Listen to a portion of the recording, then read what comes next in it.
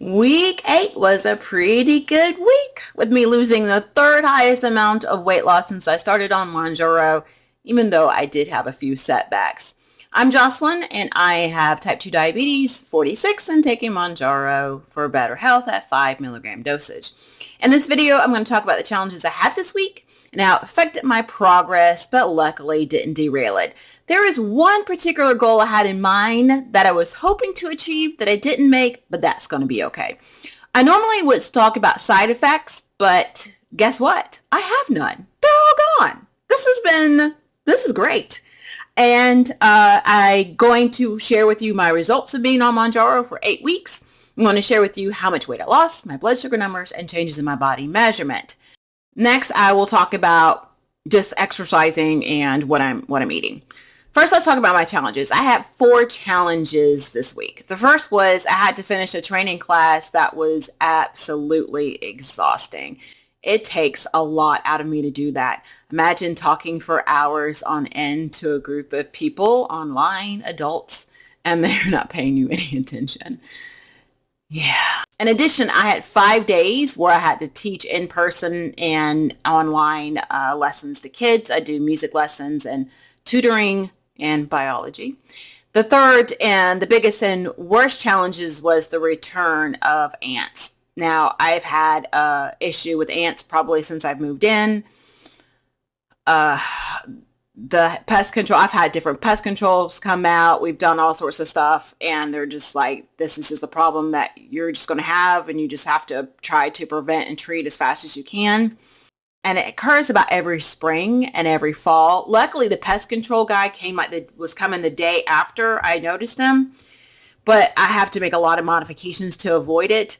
But there's nothing like bringing home a handful of wonderful, healthy foods to eat and look down as you're putting in and seeing ants on the counter and ants in the refrigerator.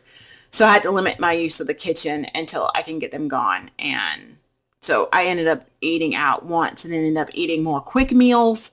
And even in fact, the worst day, I barely had anything to eat because I came home and I was like, I just don't want to be bothered with this. Fourth, I want to move. Besides the ant problems, there are other things I just don't like about my house. So I've been debating, looking at houses online, driving in different cities, and that takes a lot out of you mentally as well. Again, no side effects. There's nothing to talk about here. Third, let's talk about the numbers. I'm 5'7", and in my journey, I started off weighing 196.6 pounds. This week, I weighed 164 for a total weight loss of this week of 5.9 pounds. Averaging 0.6 pounds a day. This is a total weight loss in 59 days of 32.6 pounds. Even though I went out to eat, I couldn't fix out this meal, there is still hope that I'm still losing weight by doing some other things. That's why the whole thing about journey, not just take this drug and not do anything. I got to do other stuff. I got to make sure that I am exercising and I'm eating healthy so I can make sure to keep going this weight loss and also the blood sugar numbers as well. Measurements. This week was a bit surprising because even though I have worked out a lot, and I'm talking about a lot, I didn't lose too much in my inches. I lost an inch in my bust, only half an inch in my waist, and other ones either maintained or gained. So there wasn't a lot of inches. So that was a little bit weird. The greatest loss overall has been my waist, which I have lost 7 inches since I have started. None of my clothes fit. One of the nicest things has been recent people actually noticing. Even I'm starting to notice the weight loss. My sister-in-law, my neighbor, someone I had a meeting with online, they're like, I can tell. I'm like, oh, yes, I could tell too. And it really wasn't until about this week and last week where I felt it, especially in my face and actually in my legs. My blood sugar numbers, and I'm only checking fasting. The week my highest was 114 and my lowest was 85, a little higher than normal. The extra stress, I haven't been taking my meds. The one reason, and I haven't been taking my meds because of the whole ant thing, and it's just been really hard. This is one reason I would highly suggest avoid jumping off too quickly off the diabetic medications, just because you're seeing the results. And I see this when people are talking about the shortage, And they're like, I can't get it. Now I don't have, my blood sugar numbers are rising. It's like, well, you take metformin, take whatever. What else were you taking? I'm off all of them. Maybe have that conversation with your doctor. I know your doctor might suggest, of course, if the doctor says don't take them, don't take them. But there might be a reason to suggest, hey, talking to your doctor, there's this shortage. And what happens if I can't get them? Do you think I should still have some medications around and such like that? So make sure you talk to them, because the worst thing you want to do is be out and your numbers are creeping up. You feel terrible. And that's worse than gaining weight. And I know it is not easy doing all of this. I can understand the desire and the need to say, oh, I want to be done off this. I actually take 5 different diabetic medications. I take Mounjaro. For my weekly injection, I take Jardiance. I take lamipiride and 2 different dosages of metformin. So that's 3 pills. So 3, 4, 5 pills a day, just in treating diabetes, not the other stuff. Make sure you're working with a healthcare provider if you decide to decrease or eliminate your diabetic medications. Let's talk about exercising. Tuesday, I didn't do anything. Wednesday, I did 30 minutes of that dance stuff. So that doesn't mean you got to go to the gym all the time. Thursday, I did another dance class. And then, I don't know, I had this crazy amount of energy. I went to the gym and did another. So the dance class is an hour and 15 minutes. Went to the gym, did another 45 minutes of cardio. And then I did another hour of strength training. So that's 3 hours of going to the gym on Thursday. And then Friday, I decided to up my cardio a little bit. So I went from an hour to an hour and 15 minutes and then kept with an hour of strength training.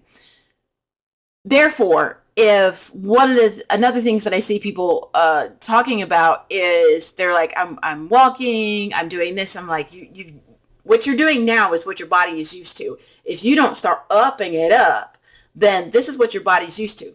For example, I work from home and I mostly do all my work sitting. Once I went from sitting to actually walking around, my body's like, oh, it's finally doing something. If I just keep walking for a mile, let's say a day, or 10,000 steps, your body's like, that's normal. That's what you're supposed to do. So you have to up it up. There's 2 things. You can up the intensity or you can up the volume or the time. 10,000 steps, 11,000 steps. An hour and 10 minutes. It doesn't have to be, oh, I got to go 3 hours or anything like that. Just up it up a little bit. Adding in a little bit more weights, that sort of thing. You can, if you're walking, you can there's ankle weights. I think there's even wrist weights. I think even better is like the weighted vest. You could do some jump ropes. You can do inclines. There's all sorts of things. Just either up the intensity or up the volume of stuff that you do. Saturday, I got a late start. I had all these plans to go outside and go walking around a trail, and I got cut because I got rushed and got the door for my morning piano lesson, so I ended up going to the gym for an hour and a half. Only 45 minutes and 45 minutes of cardio and 45 minutes of strength training. It happens. Best laid plans. You want to do something and life gets in the way. Sunday was a really great day. I was able to do 1 hour and 20 minutes of cardio and then an hour and 20 minutes of strength training. Monday, I didn't do shit. I drove around a lot, which was the whole kind of going back to looking for houses thing. So it was a lot of driving. By the time I was exhausted, I drove here and there. I was just tired. I didn't do anything. So my total for this week is 350 minutes of cardio, which comes out to be 6 hours and 20 minutes, almost an hour a day, and 245 minutes of strength training, which is about 4 hours. Takeaway points. You don't have to work out every day. You don't have to go to the gym for hours. I did I keep pushing myself. I'm doing the Couch to 5K. I'm on my 4th week, and the most I ran was 5 minutes. 4 weeks ago, I couldn't run a bath. So this is really excellent that I'm also pushing myself to do more. I'm tracking my weight and tracking how much weight I'm gaining, not weight gaining, but how much weight I'm, working out with and pushing myself, adding a little bit more. So if I start off at 5 pounds, let's go. What's the next one? Is 8 pounds or 7.5, whatever the case may be. So that's stuff you could do. Finally, you will have days where you need to cut back. You have all the intentions of doing a lot. And if you got the time, push yourself a little bit more. But when you have those days off, it won't be as bad. And then try different things, dancing and walking outside, and try this new equipment. Sometimes you like it, and other times you're like, no. Put a comment how you are tracking your progress. Is it spreadsheets? Is it apps? Is it calendars like me? I know I've tried a million of these things, and this is what works for me. Earlier I started to feel the effects of getting off, not eating healthy, not taking my meds, just not feeling well, not working out. I'm working on decluttering my house. I'm still doing some exercises. I lost 5.9 pounds in 1 week, and that's absolutely amazing. I'm going to get to another goal. It's been a struggle, and I've been waking up super early and getting other things done, and I have so much extra work during these past couple of weeks. It's been really left me drained. Of course, let's not forget the ants. But that's the end of week 8. I will update you as I continue on. Thank you for watching, and have a great day. Bye-bye.